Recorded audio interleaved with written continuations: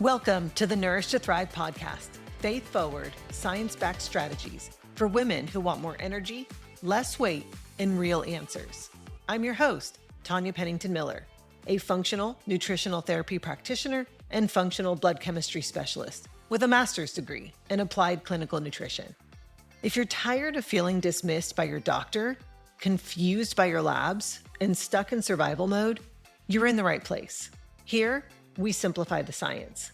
We get to the root, and we anchor it all in truth, because God made your body to heal and thrive, not just survive. It just needs the right kind of support and less noise. Hello, my friend. Welcome into the Nourish to Thrive podcast. I'm so glad you're back with me today. Today, we're continuing our series, What Your Body is Trying to Tell You. And over the last few weeks, we've been talking through the signals that our bodies send.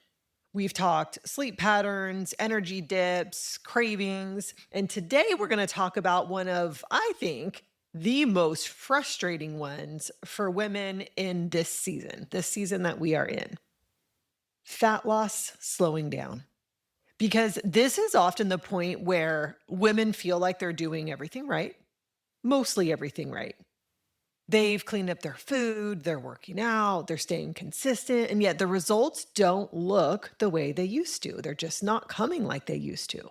And that can feel really confusing. And honestly, I think for a lot of women, it starts to feel kind of personal. I know it did for me when I was going through it. Just kind of like something about me had changed, like I'm not doing enough, or I've lost my edge in some way, right? But when you step back and you look at it through a physiology lens, fat loss slowing down reflects a shift in the environment that our bodies are operating in. And just like everything else that we've been talking about in this series, this is yet another signal. It's the body responding to changes in hormones, in changes in our stress load, in our recovery, and really in the overall demands that are being placed on it. Okay, so let's start with signal number one, which is hormonal shifts. That's a big one, right? Like we're in midlife or we're nearing midlife, and that's the season that we're talking about, okay? And one of the biggest drivers is hormonal. And this is where it helps to understand what's actually changing beneath the surface. As women are moving into perimenopause, ovulation, of course, becomes less consistent. And when ovulation becomes less consistent, progesterone begins to decline. And progesterone plays a much bigger role than I think a lot of women realize. It helps to buffer our stress. It supports blood sugar stability. It helps keep the nervous system more steady overall. So it has a lot more to do than just with ovulation, okay? So as progesterone drops, the body often becomes more sensitive to stress, even if your life hasn't changed much. Like if you're thinking, I don't really have more stress in my life now. Well, perceived stress has increased simply because progesterone is dropping, okay? And at the same time, estrogen is no longer following a predictable rhythm. It doesn't really have as much of a predictable pattern, okay? Sometimes it's higher, sometimes it's lower. You really see this when you do a blood draw of estrogen. It's like sometimes it can be sky high. Sometimes it's not even detectable in the same woman who is, perimenopausal or very perimenopausal. And that variability can influence how your body is handling insulin and blood sugar. So now you have a system that is more sensitive to stress, less stable with blood sugar, and operating without the same hormonal support that it once had. And when that combination is in place, the body becomes more protective with its energy. It holds on to it more easily. It doesn't release stored fat the same way that it used to. And this is where we find ourselves thinking, I'm doing the same things that I used to, but I'm getting a very different response now, okay? So how do you know if hormonal shifts are what's slowing down your fat loss? You are noticing more fat being stored around your midsection, even though your habits haven't changed very much. What used to work for you, whether that was tightening up your food, working out more, fasting a little bit more, those things aren't producing the same results for you. You feel more sensitive to stress or more sensitive to lack of sleep than you used to. You notice that a few off nights of sleep or a stressful week shows up more quickly in your body. And overall, it feels like your body is responding differently than it did just a few years ago. Okay. Let's move on to signal number 2. This is cumulative stress load. And I think this is one of the most overlooked pieces when it comes to fat loss, because a lot of times we're looking at one thing at a time, right? Like we're looking at our diet, we're looking at our workouts. How many steps am I getting in daily? But the body isn't looking at things that way. Like the body's not looking at just the one thing. It's evaluating our total load, the total load that we're under. And that includes everything: life stress, work stress, emotional load, lack of sleep, training, fasting, undereating, all of it. It all gets added into the same system. And the body is constantly asking, do I have enough resources to keep up with what's being asked of me?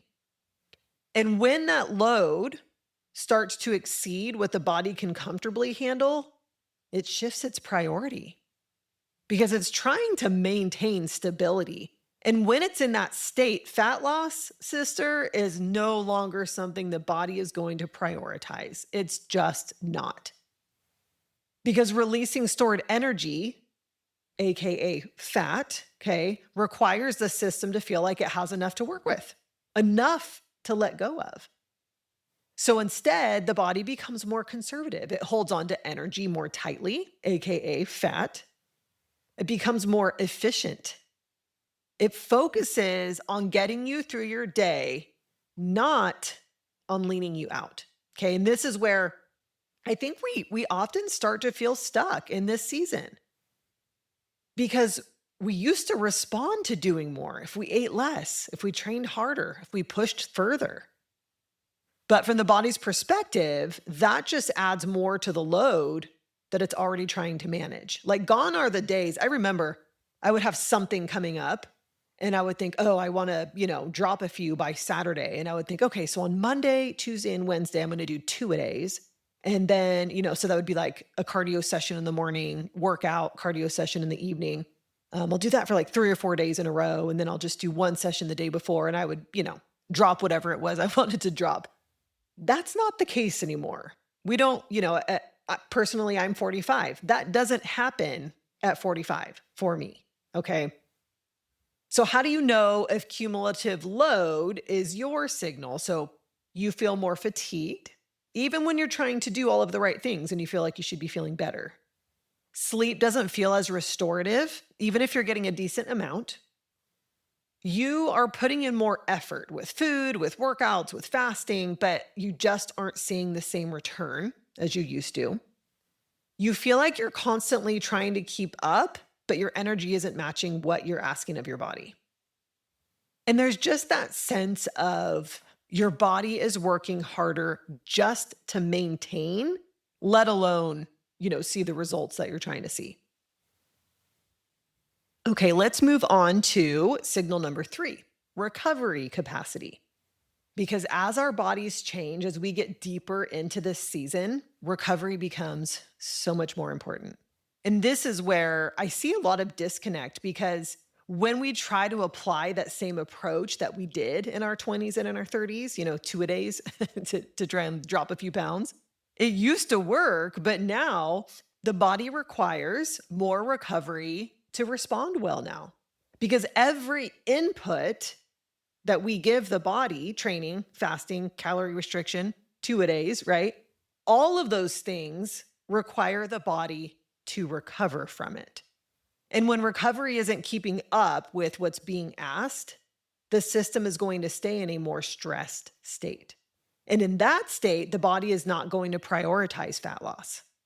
And this is where it becomes important to understand that recovery is not one size fits all. Like your capacity for recovery is influenced by a number of things. One is your genetics. Your DNA can actually tell you a lot about how your body handles stress and inflammation and detoxification and recovery overall. And even on my own DNA panel, recovery is at a very high priority for me. So this is why, those things worked for me in my 20s, 2-a-days, very little sleep. Like I could get away with it then. I can't get away with that anymore. Like I lose that return on investment. It's like I get diminishing returns if I try to push it too hard with my workouts now. And that's just how I was made.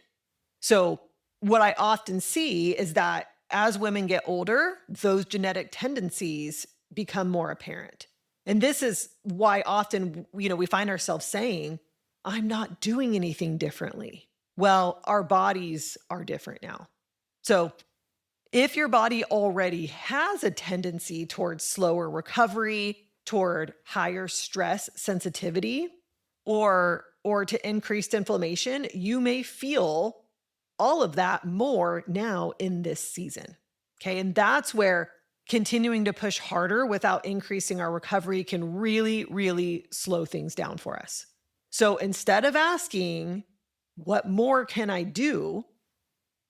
Now the question needs to become, how do I support my body so it can actually respond to what I'm doing, right? So that I can actually see the results that I'm trying to get. Okay, so how you know if this recovery capacity is your signal? You feel sore longer after workouts than you used to. Your energy doesn't bounce back as quickly between workouts or even between busy days. Okay, maybe you're up more hours, on some days. You feel like you're always pushing to keep up with your routine. You don't feel fully recovered, but you keep going anyway because you are a driven woman. And you notice that more effort doesn't lead to better results. It just leaves you feeling more tired. Okay, now let's move on to signal number 4, which is metabolic adaptation. So if the body has been underfueled, or if it's been under a high level of stress for long periods of time, it's going to adapt. This is something the body is very good at. Like God made our bodies to survive. Okay. Under these circumstances, our bodies become more efficient. Okay. It learns how to do more with less. It conserves energy where it can. Okay. It's going to hang on to fat. And over time, that simply means burning less fat. And this is where I think it's really easy to get confused because, from our perspective, again, we feel like we're doing all the right things, eating less, working out more, being very consistent. But from the body's perspective, it's responding to a pattern of not having enough coming in and or too much going out. So it's going to adjust accordingly. And this is where if we continue to eat less and do more, we are going to stop producing the same results. You stop getting that return on investment because the body is adapted to what's coming in. You can really even replace the word adaptation with plateau. Okay. Really very similar meanings there. So now instead of creating change, it's going to maintain, it conserves. It's going to just kind of hold steady where it's at. That is metabolic adaptation. Okay. Or again, if you've heard yourself say that you feel like you've hit a plateau, this is where you're at. This is where fat loss feels like it has just simply stopped. Okay, so how do you know if this is your signal? You've reduced how much you're eating, but the scale isn't moving the way you expected. You feel more tired throughout the day. Progress has slowed down or completely stalled despite the effort that you're putting in. And it just feels like the harder you try, the less your body seems to respond. So now let's talk about some practical shifts to support fat loss, to get you back into that place again. And as you listen to these shifts, I want you to think back to what you recognized in your own patterns as I went through those 4 signals, okay? Because the most helpful place to focus is going to be in the shift that matches what your body is actually responding to right now. And by the way, you can see yourself in more than just one of those signals I talked about. You may have identified yourself in two of the things or three of the things, right? So just listen to these and see where you can start to make some change. So number one, support your nervous system. This is one of the most important places to start, really, probably for all of us, because when the body is under constant stress, whether it's physical, whether it's mental or emotional, it's not going to prioritize fat loss. So this might look like creating a more intentional wind down at night, getting a really good nighttime routine, getting consistent morning light. You know, I talk about this a lot, like 5 to 20 minutes of morning light in your eyes within the first hour of waking. This can be reducing how much stimulation you're carrying into the evening. The light, the screens, right? Those keep us stimulated. Or simply building small moments during your day where your system can actually settle. Like I'm talking about just stopping for some intentional breathing here. Yes, we breathe all day long. That's what keeps us alive. But I'm talking intentional belly breathing. I mean, if you can even just do that 3 times throughout the day for 3 to 5 minutes at a time. Because fat loss tends to improve when the body feels supported enough to be able to let go of energy rather than hold on to it. Okay. Number 2, rebuild metabolic support. So if the body is adapted to underfueling because you haven't been eating enough, this is where eating enough becomes more important, especially protein. And for a lot of women, this means shifting out of the pattern of pushing meals off, eating lightly, unintentionally skipping meals, or trying to stay under a certain number. Instead, I want you to think in terms of consistent meals, getting adequate protein, and enough overall intake to actually support your day. Because when the body has more consistent fuel, it is much more willing to respond and let go. Okay, number 3, adjust your fasting and your training. This is where you want to look at what you're currently doing and you want to ask, is this helping my body respond or is it just adding to the load? Because listen, fasting can be an incredibly powerful tool. I love fasting, and training can be as well. But when they're layered on top of an already stressed system, an already chronically stressed system, I should say, they can really slow things down instead of moving forward. I found myself in that exact place nearly a decade ago. So this might look like shortening your fasting window slightly. Maybe we don't do as much intermittent fasting daily. This might look like pulling back on intensity or even frequency of workouts. This might be giving your body more space to actually recover from what you're asking it to do. And you really just have to sit with yourself and take some inventory about how what you're doing is making you feel. How do you feel after your workouts? Refreshed or drained? Okay. The goal here isn't to do more, it's to create an environment that your body can actually respond to. Okay, and number 4, prioritize recovery. This is the piece I think so many of us underestimate because it's easy to think recovery just means like taking a rest day here or there. I take Sundays off, right? But it's really about how well your body is able to come back from what you're asking it to do daily, every workout, every fast, every busy full calendar day. All of that requires the body to recover. And if that recovery isn't happening, it starts to accumulate. So instead of just bouncing back, you're carrying a little bit of that fatigue forward into the next day and into the next day, right? And over time, that keeps your system in a more stressed and protective state.